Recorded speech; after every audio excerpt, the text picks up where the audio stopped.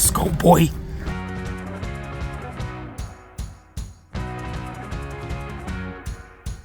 I'm Gary, and this is Coasting with Culture, which is all about combining theme park visits and riding roller coasters with various cultural experiences around the world. As the calendar switches to 2023, the Buzz Bars get the year started quick with their first ever West Coast event at Six Flags Magic Mountain, which will become one of the club's biggest events, with multiple days of ERT and a first-time experience around the biggest annual sporting event. Before taking over the mountain, though, several members would kick off with a warm-up in another SoCal park. 2022 turned out to be a pretty good year for Buzz Bars, especially with the membership growth and new faces joining the club. We went from having around 20 folks brave an ice storm to meet up in Texas, to events that have around 50 to 100 participants, and even having events in other countries. The club's 2023 calendar was filled with some great events to look forward to, with events coming up for Worlds of Fun, Hershey Park, and Dollywood. I can't say that I'll make all the events this year, as I still have classes to take at Bellevue College, and summer's when I have my busiest work schedule giving tours.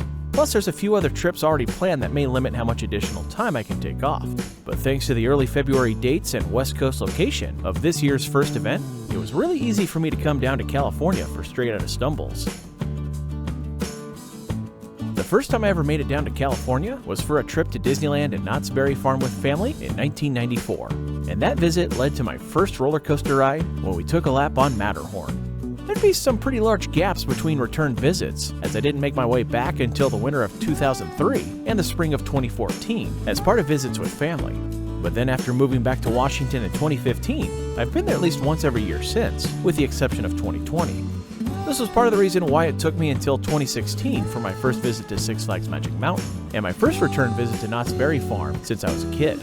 Heading back down to join Buzz Bars would involve getting to return to both of these parks for the first time since 2018, as many of us would be arriving the day before the official event at Six Flags for a bonus day to be spent at Knott's. Normally on an evening departure, I take advantage of the bus and light rail, but with the timing of my graphic design class, I went right from campus, crossing over Lake Washington and heading up the back way to the airport.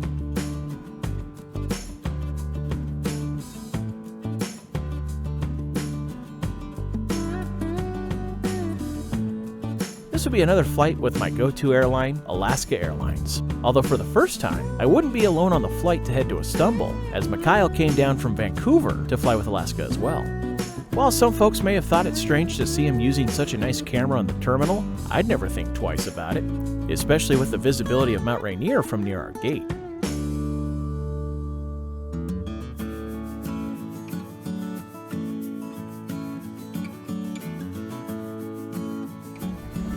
Let's go, boy.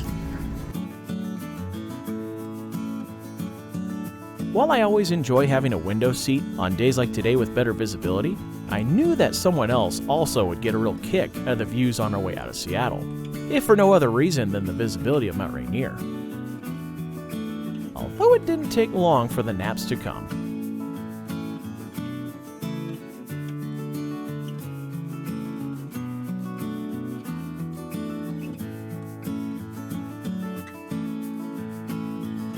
Upon landing, we gained a Philip, Joe, and John Mike at LAX, before heading over to Buena Park to meet up with a few others at the Knott's Berry Farm Hotel's restaurant, Amber Waves, for some food and drinks before calling it a night in preparation for the special pre-stumble park visit.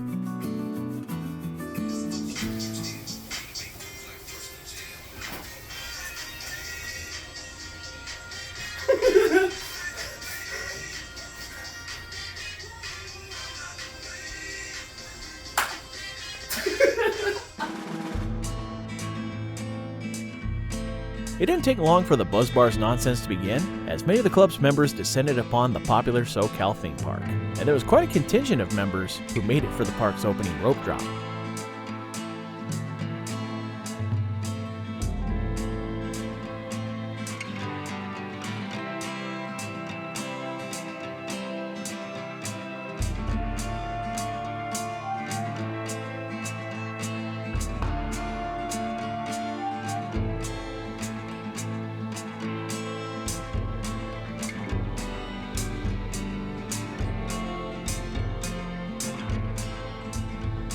it's time.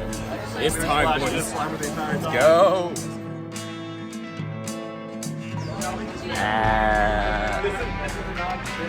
Hi, Larson.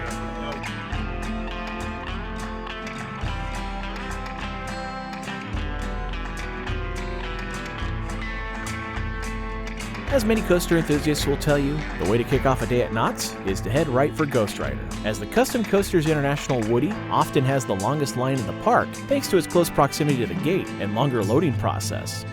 Fortunately, the park never got super busy during our visit, so we could enjoy many of the rides without too much waiting. And Ghostrider was one of the first of several to remind me that this park has a pretty solid collection. While I never experienced this coaster before the retracking and reprofiling project in 2016 by Great Coasters International, I did enjoy it the first couple times I had ridden it, but somehow in the nearly 5 years since my last visit, I had forgotten this coaster gives some pretty nice pops of air, and one of the more memorable moments of lateral G's in the final helix. I don't think it quite lives up to the high rankings some give it, but I'd be willing to say that if this was at a smaller park, it could very easily be the top ride. Another I forgot it was like this moment came from the next ride that many of us took on Silver Bullet. We just got off Silver Bullet. Underrated, super intense. Gary, what do you got to say? One thing I did not remember about this ride from the previous time that I've been on it was that helix right at the end, the tingle in the feet. The tingle in the feet. Yeah, it was almost like riding Batman. I mean, Batman coasters are usually more intense, but this one though, that ending, the finale is insane. It was like a nice flavor of it. Yeah, you got that. It was like when you get the mild sauce, because you don't want it too hot, but you still want that little kick. Yeah, dude. It was just like that. Yep, couldn't explain it better. Yep. Another ride that gave a nice reminder of how much fun it is was HangTime, the Ghostrider Infinity coaster that I had a chance to experience during its Media Day event and opening day back in 2018. I really enjoyed it for the hang time and airtime it offers at various moments, and it still sits near the top in my ranking for the model when compared to other Infinity coasters. One coaster nearby that did not give a lovely reminder was Ghostrider. While the ride should be a generally fun mock-large wild mouse, it is absolutely ruined by the shin guards that they added to the lap bars that brings pain to many of those who ride. My shins hurt so bad from that damn ride.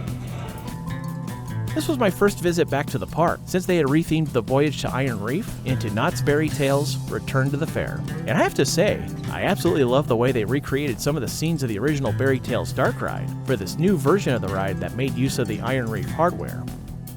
While I was able to use my Boysenberry Jelly Blaster to score one of the highest scores in our vehicle, I wasn't anywhere close to the best all-time scorers.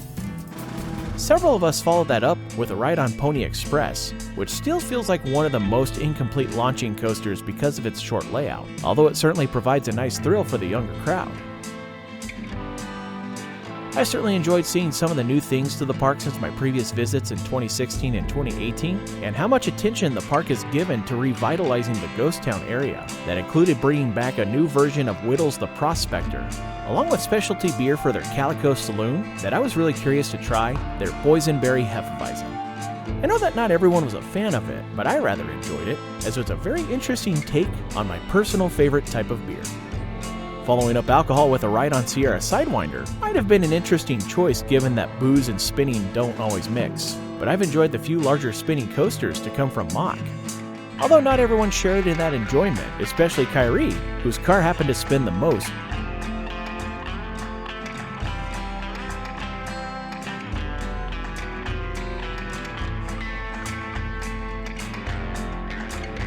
We continued our little adventure through Camp Snoopy, taking the floating bridge for a more fun walk over to a coaster that would be one of the most shameless moments of the day, when a bunch of enthusiasts took a lap on Timberline Twister, a moment that managed to bring both laughter and head shaking from the group.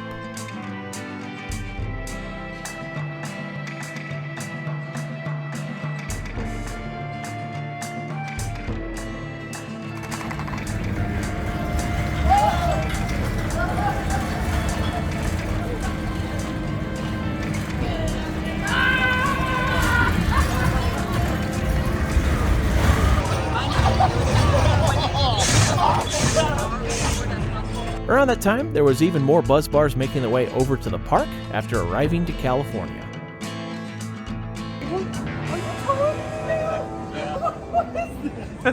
Blake, give a hug! Why are you a bad kid? I'm here. Shh. I'm here. It's okay.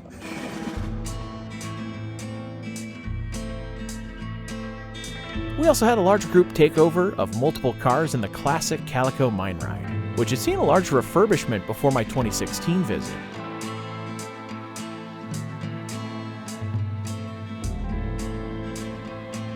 I was glad to see that the refurbishment was still holding out well, as this is a true gem of a dark ride for the park.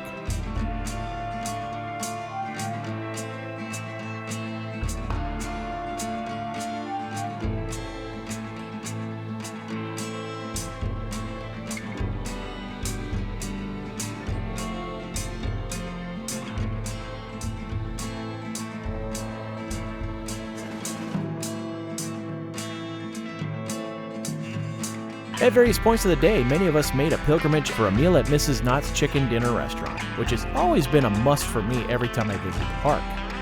The rest of the evening was spent with rerides on several larger coasters, including HangTime, Silver Bullet, and Ghostrider.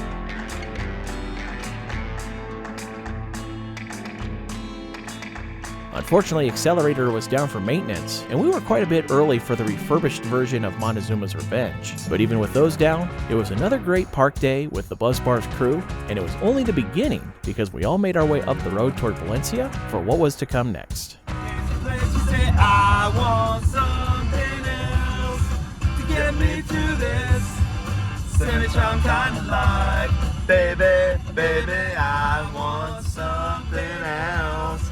Let's listen when you say